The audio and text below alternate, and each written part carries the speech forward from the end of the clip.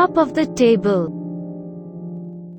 A leader needs to walk the talk or lead by example rather than doing something, as you said, the way a leader speaks or the way the first management or the first leadership speaks. The entire culture gets developed in that way that people start feeling, oh, we can do this, we can, it is, yes, we can get along in this way. So I would say yes, that's why I spoke that okay, leadership is the most important, and it becomes more important when it comes to office politics, because they need to manage tension, okay, within the group, so that the group performs better. Because as you said, if you get engaged into office politics, your performance or productivity decreases to a greater extent, because you're spending most of the time in deciding what should be my next move rather than working on your project.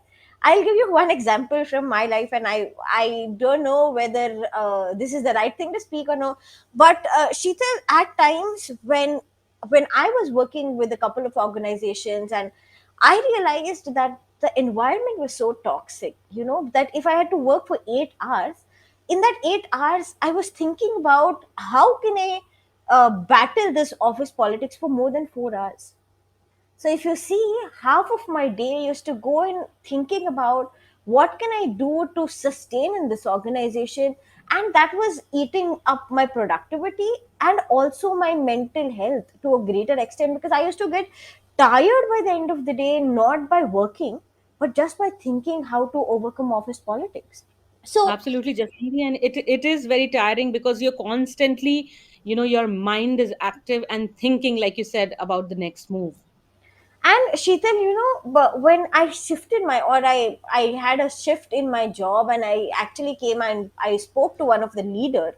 One thing that I really liked about that person, I was working 2 years back with him, was that he said, Jas, I really like to talk to people, and I really like to understand how they talk to others. And I have a very open environment. And Sheetal, believe me, that is one organization that I have worked in where there was least politics, because the leader himself knew how to behave in front of the employees or the executive members. So he knew exactly how to behave, and when the leader behaves in a certain way, obviously the people who are reporting to him or who are working under him will behave in the similar way. They will refrain from getting into office politics. So I would say a good leader, yes, first needs to manage the way they behave with themselves and others.